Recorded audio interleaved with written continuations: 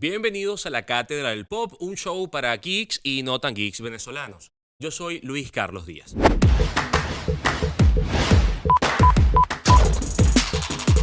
En la Cátedra del Pop nos acompaña Susana Reina. Ella es activista por los derechos de la mujer, máster en gerencia de empresas, especialista en políticas públicas con enfoque de género y directora de Feminismo INC. Con ella hablaremos del acoso sexual en los medios de comunicación, un tema que ha estado muy presente en la serie de Apple TV The Morning Show. Esta es una serie con Steve Carell y Jennifer Aniston en la que hablan de cómo dentro de un canal de televisión había acoso sexual. Pero no es algo que ocurra ni solo en ficción ni solo en Estados Unidos. Según una encuesta de la red de periodistas venezolanas hecho por la organización Media Análisis, de 111 profesionales del periodismo en Venezuela, encontró que 45% de las periodistas venezolanas han sido víctimas de acoso sexual y solamente 5.3% han presentado una queja. Susana Reina, gracias por acompañarnos. Gracias a ti, Luis Carlos. Realmente es un tema, como tú lo dices, ni es exclusivo, lamentablemente, de los medios, y está lejos de ser solucionado. Yo creo que esa cifra del 45% debe referirse a acoso sexual abierto, ¿sabes? Porque el tema acá es que hay una zona gris muy grande en definir qué es esto del acoso, que va desde el acoso laboral amplio para todos los géneros, como para específicamente las mujeres, hasta el acoso sexual ya abierto y declarado. Pero es muy difícil precisar exactamente dónde yo me siento acosada para que las mujeres estemos tan subrepresentadas en las posiciones de alta dirección y liderazgo, y favorablemente hay ahorita un clima y una tendencia y un ambiente donde las mujeres se atreven más a hablar de esto, como lo vemos en esa serie que tú mencionabas, pero además en la vida real, con movimientos como el Me Too, que hizo evidente la cadena Fox, por ejemplo, que las mujeres empezaron a decir, a mí me ha pasado, a mí también, y el Me Too fue un movimiento trascendental para que muchas se dieran cuenta de que eso que te pasó a ti no es casual, ni es normal, y además no estás sola. Entonces, yo creo que estamos en camino de poner esto sobre la mesa, que es lo apropiado para que cada vez más se erradique esa práctica de tener que condicionar ascensos a violaciones de derechos básicos. Ahora, Susana, este tema rompe en la actualidad y sale con un escándalo gigantesco que es el caso de Harvey Weinstein. Si no hubiese sido por eso, muchos casos hubiesen quedado silenciados. Pero es que además pasa el tiempo y muchos casos siguen así ocultos. Entonces, empezaría por allí. Primero, ¿por qué crees tú que hay una nueva sensibilidad sobre este tema y se está denunciando más? Y en segundo lugar, ¿por qué hemos tardado tanto? Bueno, el feminismo apenas tiene, Luis Carlos, 300 años de historia, o sea, contra 5.000, 7.000 años de patriarcado y machismo. Es decir, si tú sacas la comparación, yo creo que hemos avanzado bastante comparado con lo que pasaron nuestras bisabuelas, abuelas, donde tenían que morir y callar. Gracias al movimiento feminista de los años 60, 70, cuando empezó todo este movimiento, bueno, y antes con lo del sufragismo y todo esto, pero en las de los 60 pusieron el tema de lo sexual sobre la mesa, sobre la propiedad de tu cuerpo, tu propio control, el que las mujeres no seamos botín de guerra para ser violadas sistemáticamente y que nada pase. Pero era muy difícil hablar, lo es difícil hoy, imagínate tú hace más o menos unos 60, 70 años. Pero luego los organismos de cooperación internacional, hay que decirlo, ONU Mujeres, la conferencia de Beijing, empezaron a hablarse de este tipo de cosas, y luego los objetivos de desarrollo sostenible de la agenda del Pacto Global, pues dijo, hay un compromiso con la igualdad de género, y la igualdad de género pasa por el respeto a la autonomía física y otros tipos de autonomía de las mujeres. Entonces, bueno, esto ha sido objeto de trabajo por los gobiernos y recientemente de las empresas. Las empresas siempre han sido como un coto, tú sabes, como Privado, privado, claro. porque son privadas, y entonces hablar de estos temas, a mí me costó. Yo de hecho feminismo y NC es de Incorporated, es decir, ¿cómo podemos incorporar el feminismo en el sector de lo privado? Y es apenas, por lo menos en Venezuela, no tenemos ni 5 años hablando de esto, con un montón de resistencias, porque nadie se atreve a decir, sí, aquí hay acoso, y lo hay, y es difícil mostrarlo, y es difícil asumirlo. Yo soy mujer de empresa, y realmente cuando lo ves te das cuenta de lo que hay. Pero todo está montado, y es la segunda respuesta a tu segunda pregunta, para que nada pase y para que no se denuncie. Es decir, las mujeres que de pronto se atreven a decir, epa, a mí me pusieron una mano sobre la rodilla, a mí me están condicionando entrar a un proyecto si salgo con el gran ejecutivo, a mí este señor me dejó al lado porque no quise ir a un after hour con él. Es decir, cuando tú ves las consecuencias que se derivan de esa apertura y de ese decir las cosas,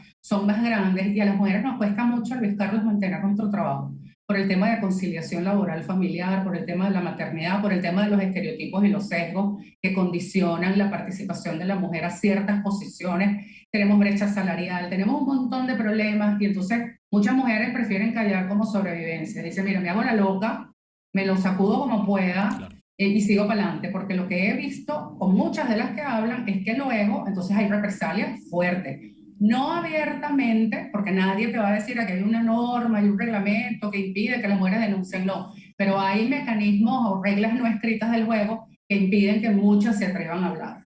Sí, Susana, fíjate, por ejemplo, llevando adelante algunos casos o acompañando casos y víctimas en Venezuela, pasa que hay mujeres Sí. que dicen, si yo denuncio pierdo el trabajo, o dos, todos me van a ver siempre como una víctima. O sea, de aquí en adelante mi vida va a cambiar y siempre voy a ser una víctima. En esta serie, Jennifer Aniston se atreve y lo dice en público, y eso es parte del escándalo. Es necesario esa figura, es decir, la mujer que es muy visible y muy solvente, vamos a decir, que tiene un espacio de poder para decir estas cosas, o incluso en esos espacios va a ser señalada y juzgada.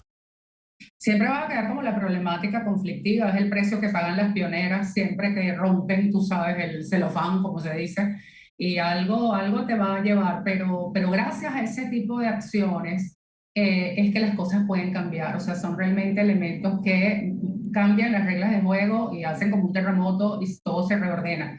Yo creo que esas mujeres deberían, así como la que se le lanzó a las patas de un caballo cuando las sufragistas, y gracias a eso el rey se dio cuenta que estas mujeres existían a veces, o las mexicanas que están pintando monumentos históricos y públicos, y entonces dicen que son unas locas, que son unas, ¿sabes? Unas Sí. arrebatadas, que hay que meterlas presas. Pero si no fuera por esos actos emblemáticos, nadie se entera y nadie lo mira y nadie lo ve. Y para que una mujer haga una cosa como esa, como la que hizo Jennifer, de hablar públicamente, realmente fue que se agotaron todos los mecanismos para poder hablarlo en las instancias donde supuestamente es pacífico y vamos a llevar la fiesta en paz, pero cuando tú te das cuenta de que nada pasa y nada pasa y nada pasa, entonces actos como estos que son heroicos son sumamente necesarios. Ojalá más de una se atreve, eso requiere mucho liderazgo, mucha autonomía, que tiene una mujer en el poder, bueno, tiene por lo menos autonomía financiera, ¿sabes? Tiene Claro. algo como para que la respalde. No depende tanto de su trabajo y no pierde tanto, pero finalmente queda, a lo mejor, si eso no tiene un final feliz, por ejemplo, el caso de Bill Cosby, 35 mujeres que lo denuncian, hasta que él no dice si es verdad, nadie le cree a ellas.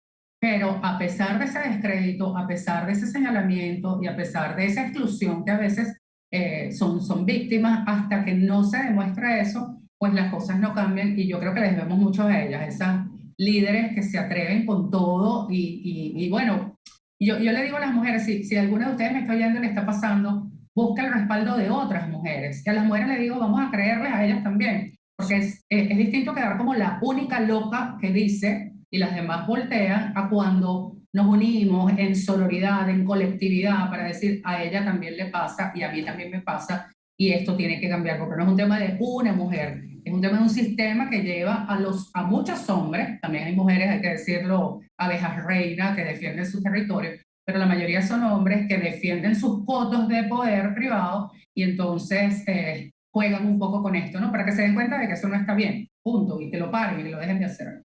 Susana, quisiera explorar contigo esos límites, esas cosas que son correctas e incorrectas en la siguiente parte de esta entrevista. Pero antes vamos a presentar una sección.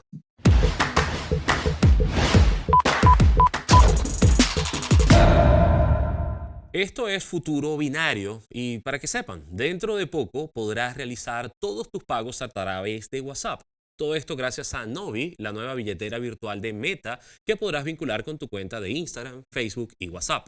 Ellos prometen que será igual de fácil y sencillo que enviar una fotografía y ya se está usando en diferentes testers probadores de Estados Unidos. El dinero que se usa está en modelos cripto y esperan que con esta medida más gente se sume a toda esta movida. Además, lo ven como una solución óptima para todas las personas que envían remesas y para aquellas personas que tengan criptomonedas sin la necesidad de conocer cómo funciona. Aunque es mejor entender cómo funciona para saber cuándo y por qué están bajando. Así que se te acabaron las excusas, José Francisco. Págame.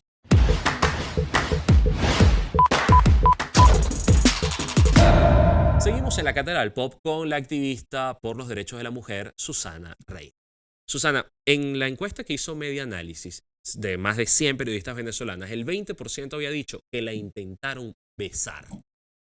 Y la respuesta a ese tipo de cosas es gente que dice, ajá, pero pasó o no pasó, porque si no llegó a nada, entonces no pasó nada. ¿Cómo se trabaja ese terreno gris en el que la mujer sabe que ha sido víctima de un abuso, pero como no llegó a algo físico, vamos a decir, concreto, entonces queda en entredicho? ¿Qué se hace?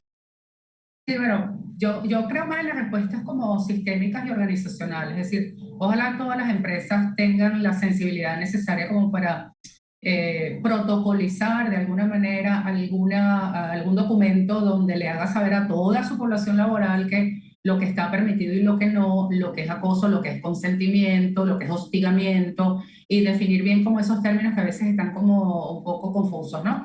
Y cuando eso se define muy bien, yo creo que un criterio importante es cualquier cosa que a ti te haga sentir incómodo o incómoda ante el acercamiento físico de otra persona, pues ya clasifica como acoso. Entonces, bueno, lo primero yo creo mucho en la conversación. Mira, Luis Carlos, no me gusta esa pegadera o no intentes besarme nuevamente, no me gusta, quiero que lo sepas. Entonces, si tú lo escuchas, respétalo, ¿sabes? A lo mejor tú lo hiciste con buena intención, es como el tema del piropo. Hay gente que dice que el piropo no es acoso. Bueno, depende, porque si a mí tú que no me conoces me ves por la calle y me dices cuatro cosas, para mí eso es una agresión.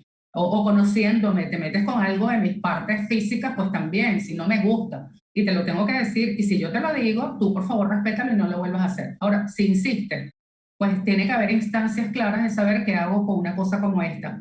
Pero además darle garantía a las mujeres de que decirlo no va a traer repercusiones en sí misma. Y para esto hay que trabajar en el tema de los estereotipos y los sesgos de género y las creencias machistas. Porque a veces creemos, mira, es increíble cuando tú le preguntas a todo el mundo, tú excluyes en tus decisiones. No, nunca jamás. Y después cuando te das cuenta en sus haceres hay racismo, hay homofobia, hay machismo, ¿sabes? Hay transfobia, hay montones de fobias en los espacios laborales muy disfrazados de lo políticamente correcto. Y eso confunde mucho más, porque nadie te dice abiertamente, sí, nosotros aquí excluimos, pero fíjate los procesos de selección, a quienes contratamos, a quienes subimos de cargo, a quienes le damos un aumento de sueldo y a quienes no. Y ahí en el fondo de todo eso está toda esta creencia. Ninguno de nosotros está libre de actuar de esa manera porque hemos sido criados en una cultura machista que refuerza este tipo de cosas en los chistes, en los memes, en las cosas que se dicen como de doble sentido, y entonces tú te tienes que reír porque sí, a pesar de que te sientas ofendida. Es decir, hay mucho de cultural instalado que es bueno mirar, y para eso a mí me ha servido mucho reunir a los equipos gerenciales, reunir a los supervisores intermedios. Vamos a revisar los micromachismos que nosotros propiciamos y que recibimos todos los días. Incluso una vez pusimos una cartelera, cazadores de micromachismo. Entonces la gente iba colocando stickers o post-its con a mí hoy me dijeron que bella estoy, o que si estoy loca porque mira que no me peiné porque tengo el pelo rizado. Yo soy negra y no me quieren dar puesto de recepción. O sea, empiezas a notar, se llena aquella cartelera de cosas y entonces eso te sirve como insumo buenísimo para poder pautar qué está bien y qué está mal. No hay una receta general que le quepa a toda industria. A cada sector de la economía pues tiene distintos tipos Sí. de trabajadores, y entonces pero hay que pactarlos en una negociación por la inclusión, por la diversidad, y gracias a Dios hay una nueva tendencia mundial. En el caso de Venezuela, las transnacionales están montadísimos en esto y nosotros estamos desde la Alianza Venezolana Empresarial por el liderazgo de las mujeres, que la fundamos hace 5 años y yo la estoy presidiendo ahora, que las criollas, las propias, Sí. pues también comulgan con esto, que por lo general dicen que eso no es, que estamos sobreviviendo, que estamos en un país con una emergencia humanitaria y tú vas a venir con tu feminismo. Y digo, pero es que eso no está aislado, es parte de toda esa cultura y te va a Claro. ayudar muchísimo a tener un entorno laboral mucho más abierto para que la gente no se te vaya. Ahora, Susana, ¿hay series, películas, libros que puedan ser vehículos para comunicar estas cosas más fácilmente? Y te digo porque de pronto se habla de feminismo y entonces se le exige de que, bueno, usted tiene que leerse a Judith Butler y tiene que leerse no sé cuántos estudios doctorales. Y es como, no, ya va, hay empaques más sencillos. ¿Cuáles son esas series, esas películas que tú pudieses recomendar para que la gente vea y se sensibilice? Sí, bueno, hay muchas. Netflix, por ejemplo, yo empezaría como por las clásicas, ¿no? Las sufragistas, por ejemplo, ver toda la lucha que dio esa mujer, dieron esas mujeres por el derecho al voto, que ahorita se ve como, bueno, sí, pero ya votamos y eso no es un problema, pero en ese momento era nuestro problema del acoso de hoy. O sea, cuando ya se resolvió ya pareciera lógico, pero ahora no, ¿no? Decirte ahorita está por ejemplo, la de Miss Behavior, que es la de la época cuando boicoteaban los concursos de la Miss Mundo Sí. porque consideraban que había cosificación y mercantilización de las mujeres, cosa que todavía pasa hoy en día. Déjame acordarme de alguna otra rapidita. Hay una serie que se llama Ella es bella cuando está molesta, She's Beauty When She's Angry, que es también la historia del movimiento feminista de los 60-70 en Estados Unidos. ¿Por qué te digo de la historia? Porque a veces creemos que esto es nuevo, ¿no? Esto viene arrastrándose desde hace años y si no conocemos las cosas que hemos ido conquistando poquito a poquito y el riesgo que está de que se pierda nuevamente, porque toda gran crisis, hoy esa pandemia echa para atrás derechos conquistados, pues entonces no nos unimos, sobre todo las chicas que a veces creen que están descubriendo el agua tibia o que hablan de las viejas luchas feministas como si fuera una cosa clásica y pasada de moda. Yo les digo, no, gracias a las feministas del pasado te puedes poner un pantalón, puedes reestudiar lo que te dé la gana, puedes abortar si estás en un país que lo permite, puedes tener tu cuenta bancaria, es decir, eso no existía ni hace 100 años, por lo menos en Venezuela y en nuestro país, en nuestros países latinos. Entonces yo creo que hay mucho material y yo particularmente, y aprovecho la publicidad, acabo de sacar un libro que se llama Incomodar para Transformar y justamente con esa intención, Luis Carlos, de hacerlo potable, de hacerlo digerible, de ver que esto es una cosa de todos los días, porque los estudios feministas se concentraron mucho en las cúpulas académicas de las universidades, mucho de elitismo universitario, entonces es un lenguaje complejo porque es una realidad compleja, Sí. pero difícil de procesar. Entonces, a mí me interesa mucho ponerlo en la boca de todos. Esto que está pasándote a ti tiene un nombre, ¿ok? Y tiene una forma de ser enfrentado y además puedes hablar de eso, podemos hablar de eso. Aquí no hay tema más importante que otro. Todo está conectado y yo creo que esa posibilidad, sobre todo yo invito mucho a escribir. Escribe eso que te pasó. Que un tipo pasó y me tocó las nalgas en la calle. Escríbelo. Dilo, porque seguro que a otra le pasó, te lo guardas, te lo callas y la otra cree y crees que es un tema tuyo porque la forma como estabas vestida, por la manera como hablaste, nada de eso tiene que ver. Entonces, yo creo que en la comunidad de contenidos y de intereses y de puestas de lo que a ti te pasa todos los días, porque esto pasa cada minuto, yo creo que podemos sacar un contenido y un conocimiento y un aprendizaje colectivo que nos va a ayudar a todas y a todos al final a vivir en una sociedad, cónchale, más amable, ¿sabes? Más pacífica. Es momento entonces de incomodar. Susana, muchísimas gracias por atendernos en la Catedral Pop. A ti, Luis Carlos, un placer. Era Susana Reina de Feminismo INC. Y nosotros vamos a presentar el siguiente bloque, que son los clásicos.